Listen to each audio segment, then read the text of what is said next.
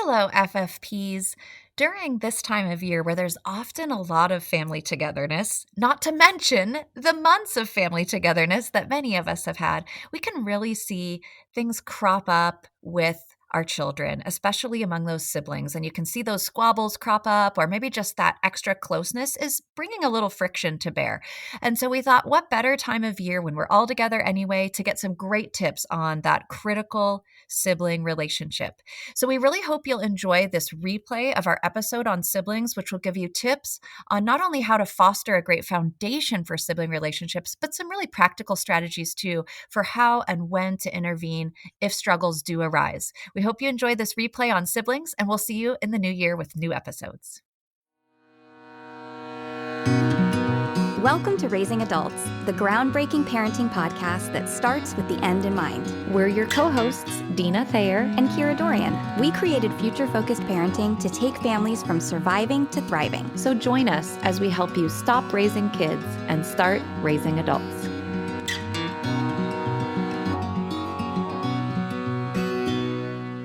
Deana and I are going to talk about sibling relationships.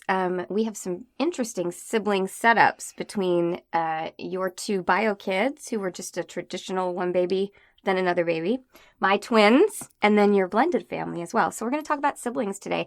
So let's start by just talking about our why. Why was future-focused parenting around sibling relationships important to each of us? And then we'll each go into our house. So, Deana, you go first. Okay. Well, I was operating from the position of my beliefs in terms of not only being a Christian, but just thinking about people and caring about people and wanting right away my children to be caring about people. And so when I was thinking about this, and I got to, because I got to be pregnant a second time before I had two babies, unlike you. You lucky lady. So I got to actually strategize and didn't have to do it right out of the gate. But I was really thinking about how do we honor our kids as parents, but also how do they start to honor each other and how do they love each other well, and what kind of foundation will we lay for that? And we did certainly have that philosophy in the back of our mind as Christians. I mean, for sure, because we think people are created in the image of God, so they're all really important, and we didn't want one child to feel more important than the other. But even on a practical level, I just wanted, even once they were older, for my kids to be able to say that they are genuinely friends. And I wanted to be laying the groundwork for that right away. And also letting other people know, the outside world know, in our family, we care about how these two relate to each other. And I think that was important that we send that kind of a strong message too. Then more recently, when we added the blend, it became a big deal to us that we work hard at making this feel like family. And I'm not saying we do this perfectly. We still have those moments where it's a struggle, but working to minimize the divide down biological lines. That when there's an issue, we go into, oh, now we're the Thayers and the Dumals, which was my previous married name. We work to just be our united family. And that's taken some time, for sure, especially when you suddenly get some new siblings. Like, you got two babies at once, and my kids, and so Scott's kids, got this experience of now I have extra siblings all of a sudden. Right. So it's a very similar kind of experience, that it's sudden and it's multiple. It's not just we have a long time to get ready. There wasn't a pregnancy. There was just, now my parent is marrying your parent and I have extra people. So we really try to operate in a way that shows love and deference to all of those people. And I think you'll get to hear some more of that play out in terms of some of the things we actually did. What about you? So, well, I mean, if I'm being totally honest, I was terrified of having these two babies at the same time. I feel like that's going to be a running theme in our podcast. Like, just Kira's terrified. Kira's terrified. I think partly because I'm an only child, I was really concerned about, when they have sibling rivalry, I'm just not going to even, I still to this day, sometimes when they fight, I'm like, I don't get it. Go talk to your dad. So I was really concerned about that. I was also very personally concerned about how we relate as a family. That was really important to me. And because we became a family overnight with these two children, I wanted us to be a team. Like, we actually call ourselves Team Dorian. We sign cards, Team Dorian. Our Christmas cards say Team Dorian. My husband and I felt it was really important that our children learn that they are a part of a team and that our family works together. And so part of working together means caring for each other, respecting each other, but also from the mental health side, which, as we've talked about, is really important to me as a mental health professional. I really feel like your first relationships and interpersonal relationships begin at home. And so teaching them to develop positive interpersonal relationships with us and also with each other is going to set them up for their future interpersonal relationships with friends, colleagues, and partners if they choose to have them in the future. So that was the why for me, was really I want them to be happy. I want them to have positive interpersonal relationships. And I want us to work as a team and feel like a connected team. I have a lot of friends who don't get along with their siblings. They're adults and they don't have anything to do with their siblings. And that made my heart really sad. I felt like, as someone who didn't have a sibling, now when I look at my two, I know what I was missing. And so because I now know what I was missing, I want to make sure that that continues into all that positivity moving forward for them, because one day we're not going to be around. Dave and I aren't going to be around, and all they will have is each other. That's right. And even though my mom didn't get sick until my kids were about 18 months old, navigating losing a parent alone was really hard. And so once she became sick and she passed away, it became even more important to me that they have each other, because when they hit these big bumps in the road, when they lose me or they lose their father, all they're going to have is each other. And we want that to be something that is a positive time for them together in a dark storm, instead of more darkness inside darkness, which it can often become. I love that. And I really love the team analogy, which is so big that kids feel like they're part of something bigger. One of children's first needs is establishing that sense of belonging to something, and family's the first place you get to do that. So that's fantastic. So tell us how you did that, both with Mark and Sienna, and then maybe later we can talk about the blend. Sure. Yeah. So I'll start with my biological kids. And just one of my real goals whenever we're chatting is that I give listeners something they could actually try. So I'm just going to share a real practical thing we did when Marcelino was born. So Sienna at that time was still not even 2. And we had seen over and over as our peer group were having babies, that when a new baby came, that sibling kind of got lost in the shuffle and just went to the background. People would come into the house. Where's the baby? I want to hold the baby. Let's see the new baby. And you have a toddler, an older infant, even a preschooler who really gets it, possibly feeling pretty left out. And we just did not like that. That didn't feel good to us. So my husband and I decided that we would make people aware right as they came to visit that this was going to look different. And so we actually posted a sign on our front door that said, when you come in, would you please acknowledge Sienna first? Come to her, say hello, make a big fuss if you have to about, wow, you're a big sister. How's that been? Then you can come see the baby. But we just wanted her to have that time to feel I'm still important. I still matter in this family. And you know what else? She was there first. I didn't want her to feel like she suddenly went to the back burner. She was the person who made us a family, and that's a really special place, and I didn't want her to be usurped just because there was a new baby.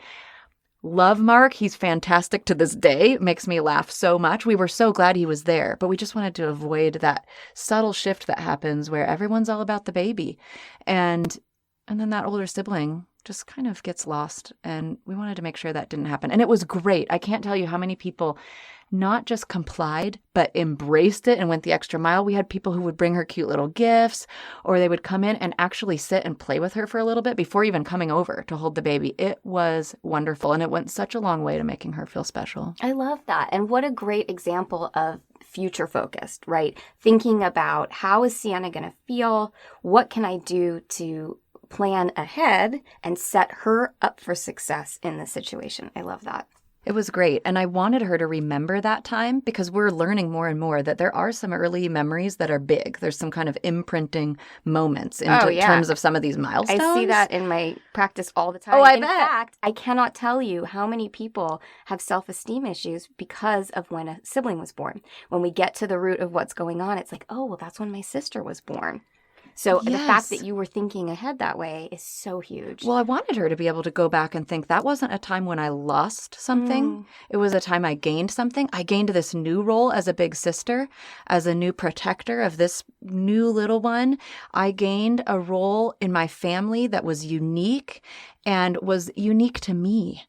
It wasn't just now I'm just one of two. It's, wow, now I'm this.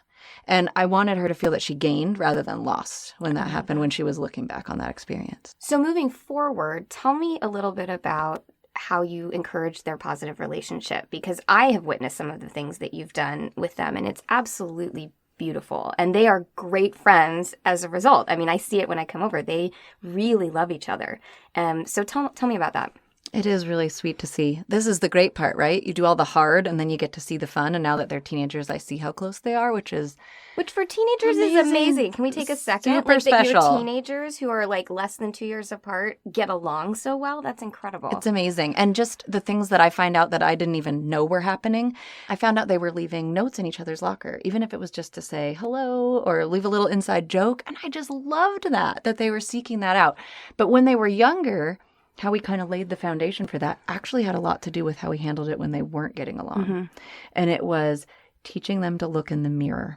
It's so easy with siblings for them to be, well, she did this, well, he did that, he started it. Oh, the whoever started it thing. I can't even with that. It really doesn't matter who started it. We have to come to how can we finish it well.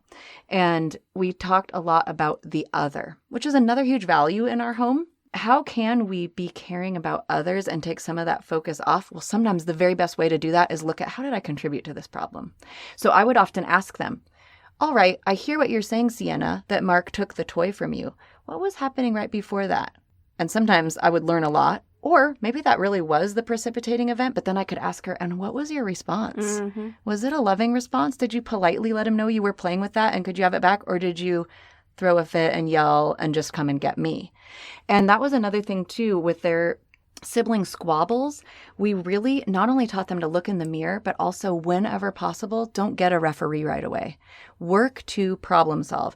Kids are actually far more capable than I think we sometimes give them credit for of working things out. I totally agree. And so whenever possible, we really wanted them to try to engage with that and have some dialogue. And then I did say, of course, if you can't solve it, come get me. That's fine. Go and get an adult if you can't solve it. But let's try first and not just immediately cry uncle and say, I've got to get a grown-up on the scene because this is awful. So those were a couple practical things. We had them wait a little bit on getting adult. We had them learn to look at where have I contributed to the problem. And we also borrowed a really lovely idea. I worked in a Montessori for a while, and I loved this. In their classrooms, they have a table called the peace table. And it's where people go who are having trouble, and they go sit down and talk it out. And I just loved that. And so we ended up adopting that, and we had a peace table in our home. And it was so great because it also removed me again as referee. And I was able to say, hey, this looks like it's kind of struggling over here. Why don't you take it to the peace table and see if you have better luck? And often they would. Sometimes just even that change of scenery, the walk there even, think about it. How many times do you hear people take a breath and count to 10? Sometimes just the walk there is 10 seconds, but it's enough to calm down a little. And even for a 4-year-old, be able to face it a little differently. Well, and you're literally changing the perspective, right? By changing where they're dialoguing, you are completely changing the perspective physically around them. But also, you're now setting this suggestion, really, that like, hey, at the peace table, you're going to solve the problem. So let's go over there. And so they go in kind of with the expectation that, well, this is where we're going to figure it out. Yeah. And for people for whom that maybe isn't practical or doesn't match their paradigm, something that can be helpful that's similar is I watched a lot about posture. So I made sure they were even when they were talking to each other. So for instance, if one was standing over the other and shouting and getting frustrated, I would have them take a seat. So now they're both sitting and we're on this even playing field. So even physically they're seeing we match, we both matter. Amazing what that can do. Just changing the level of a person. Yeah. How about you? Because you got two at the same time. You Yes, got I it did. all going on at once. Yes, I did. What were some things you did? Well, I think that from the get-go, I was really aware that these two people were going to have to learn to work together pretty much from day one. Because from day one, not everyone could get fed the moment they wanted to get fed. Not everyone could get comforted the moment they wanted to get comforted. So I was really aware that giving them skills, even from birth, around waiting and patience and respecting each other's needs was going to be hugely important. And so we are very emotionally intelligence focused in our home. So for us, it was also a lot about, very similar to what you were saying, trying to have empathy and compassion for the other person. What might be going on for that person that is causing this behavior? And we do that outside of the home too. You know, sometimes if a friend has been unkind at school or someone's being a bully, we'll look at, well, you know, what do you think's going on for them? What's their home life like? You know, what kind of day were they having? What did you guys get your test results today? You know, trying to look at what causes our human behavior. So even within their relationship, looking at that, like looking at the intention. I think intention is so huge in our society. It's really interesting. We as human beings are very focused on our intentions and other people's impact. And if we flip that, if it was like, I actually need to think about my impact and focus on the other person's intentions, like all of our problems would go. We've solved the world. Here we go. That's the solution, everyone. But in all seriousness, understanding someone's intentions. So taking the toy example, because of course we had that. Do you think that he was trying to hurt your feelings by taking the toy? Or was he excited about the toy, right? So immediately making them realize maybe this wasn't directed at me. And then looking at, okay, well, how can you express yourself in a way that's kind but firm? We do a lot of that in our home. Kind but firm, teaching our children it's okay to be assertive. It's okay to say what you want, but you need to do it in a way that's kind, because one day you're going to be on the receiving end of that and you would want kindness, right? Also using empathy a lot. How would you feel if someone took your toy, right, to the culprit, to whoever took the toy? Like, wow, you know, if you were playing with that, how would you feel if your sister took that toy? Oh, I'd feel sad. Yeah, how do you think sis is feeling right now? Sad. Yeah, what do you think we should do about that, right? Really trying to coach them through. So we did a lot of that kind of coaching.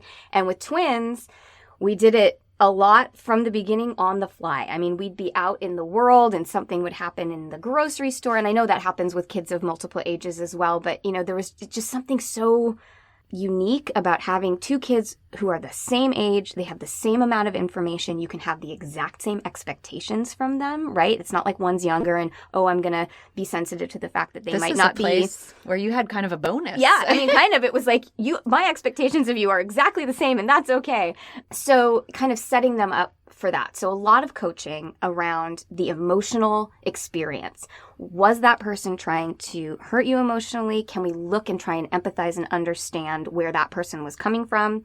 And then also, can we look at how we impacted that other person? How did we make them feel? How would we feel if that happened to us? So just encouraging empathy and emotional intelligence was a huge how for us in creating a positive relationship between them. And then when they were about, I want to say they were three and a half, I remember there was a day where there was a conflict, and I thought to myself, you know what? They actually have all the skills they need to solve this. They don't need me anymore. Not right away, like you were saying. So I actually sat them down. I said, guys, I got to tell you, you guys have all the skills you need to solve your own problems now together. So from now on, you guys need to try and solve it yourself. Give it a good go. If you can't, come and get me. But I think you're ready. And from that point onward, honestly, they rarely come and get me. They were empowered, I think, to feel like we've got this. We can solve this. And I hear them problem solve now, I mean, all the time. There's such a lovely kind of back and forth, and they don't agree on everything all the time. Of course they fight. And like I said in a previous episode, there are times where the sibling rivalry thing, I'm like, I don't get it. But on the whole, I hear them kind of jump to problem solving really, really quickly. Like, okay, well, what if I did this and you did that? Or what if I went first and you went second, right? Really trying to solve the problem. Or I often hear them talk about the feelings of the other. I'm really sorry if I made you sad. I wasn't trying to make you sad. And the other one will say, that's okay. I forgive you. I understand. Or I'm not ready to forgive you yet, but I understand. So I hear the words, again, like we've talked about, the long game of parenting. That was super hard when they were 2 years old and we were in public and everyone was watching me drop all my groceries, get down to their level and try and problem solve with them. But now it was so worth it. Yeah, you get so that worth it. payoff. Yeah. And then we also, the other how I think that was really big was back to that team analogy. So my kids just did their first year of kindergarten, and the school does these awesome awards where they, award the kids for positive behavior, basically. And so Reese won the very first award of the year, and they were in the same class. So we were dealing with a lot of the twin stuff this year around, like, one's a stronger reader than the other, but one's more athletic than the other. And of course, because they're in the same class, they see it. They're right up against it. And so this certificate, this award, it was a big assembly, and Mommy and Daddy came, and Dave and I were like, well, how are we going to handle this? But then we realized that team is really important. And so we said to them, because we knew that Reese was going to win, so we were able to set this up a little bit. We said, a win for one is a win for the team. So we celebrate each other's wins just like it's our own because we're a team. And so when he won the award, Rhiannon was so good about it. She was like, go Team Dorian. We're doing so great. And then a little while later, she won an award at school and he was the same. Go team. A win for one is a win for all. I heard it kind of coming back. So I think those were the main ways that we tried to set up the sibling dynamic to be a positive one. And so far, it really has been. I mean, my kids, of course, they fight, but they fight maybe 10% of the time, and I hear them work it out. So it's really, on the whole, a really healthy, beautiful relationship to watch. I love it. I love hearing about your parenting because it's just beautiful. And I love something you said that I want to come back to when you were coaching through disagreements, that it was leading them, not telling them where to go, because you did it with questions. Mm-hmm. And there's another practical thing people can latch on and start literally right now. You can start changing the script by just asking questions instead of saying, here's what's going to happen. One of the things I get kind of frustrated with, and honestly, I see it a lot in the Christian community, is this idea of you have to apologize. Mm. And we're not taking the time to realize, not everything requires an apology. If you accidentally bump someone, what I told my kids is you can check on them and make sure their body's okay, but you didn't do it on purpose, so it doesn't require this huge remorseful apology. I didn't require that. But I hear that a lot. You have to say you're sorry. Well, what's behind that? They can easily just parrot the words and not really be thinking about how they made the other person feel, that impact you were talking about, and it's really not very meaningful. So I love that you did it through questions. And as our listeners heard earlier, that was the same thing with me. Well, how did you respond? And that is so helpful. It makes them think about what's going on. And then, like you said, can lead them to finding the answer. And we've talked a lot about problem solving, this phrase.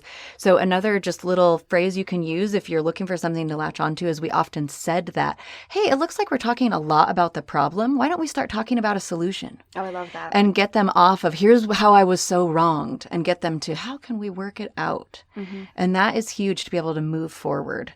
I love that. Yeah, in terms of the questions, because I think you're exactly right, and we do ask a lot of questions. In the therapist world, one of the best ways to phrase a question is to start with "I wonder" or "I'm curious about."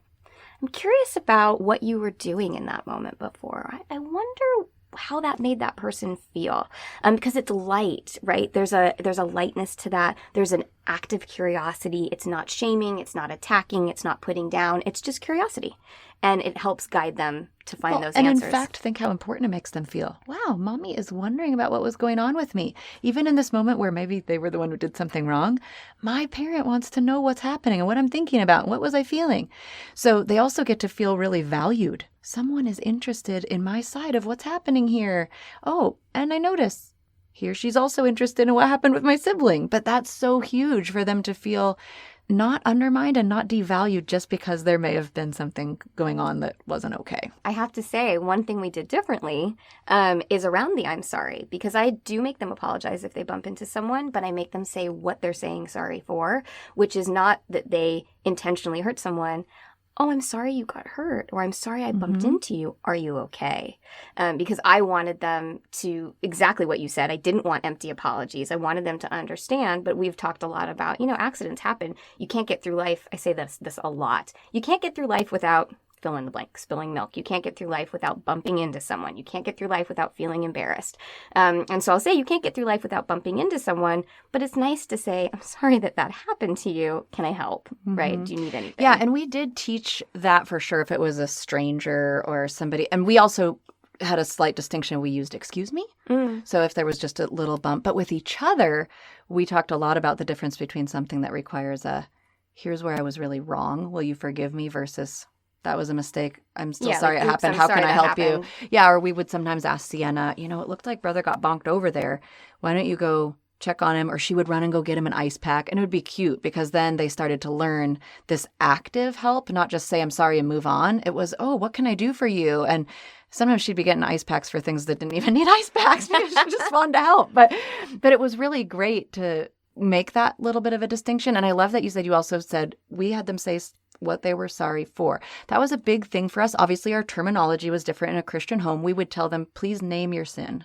So they would have to say to brother or whatever, I'm sorry that I took your toy. That was selfish of me and it was wrong. Will you please forgive me? So that was our other distinction, is something that was an intentional wrong. We really needed to ask for forgiveness. If it was just a, oops, I'm sorry. You can be sorry that it happened, but it doesn't mean you have to do this whole rigmarole with the repentance and will you please forgive me? And it was important for them to know the difference because I didn't want them thinking that every single thing required this long drawn out display. And I do see it, unfortunately, sometimes be forced on kids who really don't mean it. But I absolutely agree with you. Naming what's happened is powerful because you can also get that quick, I'm sorry. It's like, for what? Right. So that's huge. And definitely acknowledgement of those things. So I wouldn't disagree with that. We just were careful with not having forced. Yeah, no, that makes a lot of sense. Apologies and all of that. So we've talked about the sort of more traditional sibling setup where one is born and then another one is born. We've talked about my weirdo twin setup where they both show up at the same time.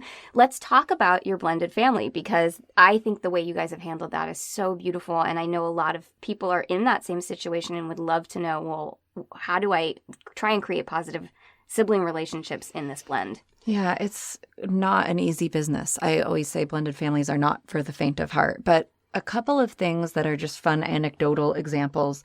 One is we actually got excited when our kids started acting like siblings. And what I mean is when they started to feel comfortable enough to bicker or disagree, because at the beginning, in a blended family, and those of you who've done it will know, everyone's sort of on their best behavior and you almost still feel like guests in the home. We're not sure where we all stand. What role do we have? And I saw that with the kids a ton. They were still kind of overly polite and just not sure. And it took a while to develop a level of comfort. And we worked to foster that. And part of that, you don't get a lot of say in. That's another thing that's hard with blends is if you have visitation schedules that are differing, you might only have a few days of the month where all the kids are together. So growing that is slow. And that's why we talk about in our blended family a lot. And this isn't our idea. Just to be clear, this is Ron Deal's terminology, but it's great, is that a blend family is really more like a crock pot. You have to cook it on low and slow. It takes a long time. If you really were to just put all the members of your family in a blender, it's not going to be good. I mean, it's going to be rough. So you've got to give it time, and you don't always get a say in that. But when our kids were together, we tried to make it fun, at least in the beginning. We made family outings a priority. We made family dinner a priority. We sometimes didn't even know what to talk about. So I bought a box of, many of you have probably heard of table topics, and we would do questions while we ate. And it helped us get to know each other. And you know what? We still do them. They became so popular that when we ran out of that box, I bought another one. So it's really become a way to get to know each other. But I will say, in the background, the first time we heard the kids fighting with step siblings, Scott and I were like, yes, we're getting there. We're doing something right. So that's just one anecdotal story. And then one other thing that we've been proactive about is, I love your team analogy. We've tried to create a family team of our blend. So there are times where things call for biological lines, and we'll get to those, I'm sure, in future episodes. But as much as possible, this is a group. We're now a family of 7. And one of the things we did is we even came up with a family name. And so we have a little acronym TD7 because Thayer is my new last name and the last name of my husband and his kids. But my kid's last name is Dumal. And there's now 7 of us. So we have the little nickname TD7. We use it for all kinds of things. Our family Wi-Fi network is called that when we check in at restaurants sometimes. Just fun things. We've made that a little identity. We're TD7. We're a group. both families get represented in that little nickname. And it also embodies that there's 7 of us now and it's not this fractured thing. And you know what I love is back to that idea of belonging. Here you have 5 kids who are now in a new situation. How do I figure out where I belong in this new family dynamic? Creating a family name gives them a sense of belonging. You're a part of this. It really does. And it's hard for them when they're going back and forth between 2 homes. And I know that's not everyone's situation because blends are created from other things too besides divorce. But when you're going back and forth, it's nice to know, hopefully it's like this in both homes, but it's really important that at least at this house, I know I'm part of something bigger. They're really trying. And we have now a group identity as a blended family. That's a big deal to hone in on what's my identity after they've dealt with a fracturing of a family. I love that. Well, I hope you found today's topic of siblings and their relationships helpful and that you get to kind of try out some of the things that Deana and I talked about. And if you have any awesome ideas that you want to share, you can definitely get in touch with us through the website, which is raisingadultspodcast.com.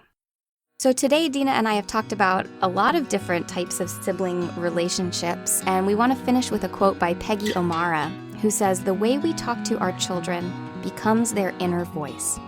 And I would like to add to that also the way we teach our children to talk to each other becomes a part of their inner voice and how they end up communicating and speaking with all of their relationships as they grow into adulthood. Thanks for listening. For more information, you can go to raisingadultspodcast.com or our bigger brand, futurefocusedparenting.com. Raising Adults is produced by Kira Dorian and Deana Thayer and recorded in my laundry room. Music by Seattle band Hannah Lee. If you like what you hear, please give us a 5-star rating, tell your friends, share it on Facebook and Instagram.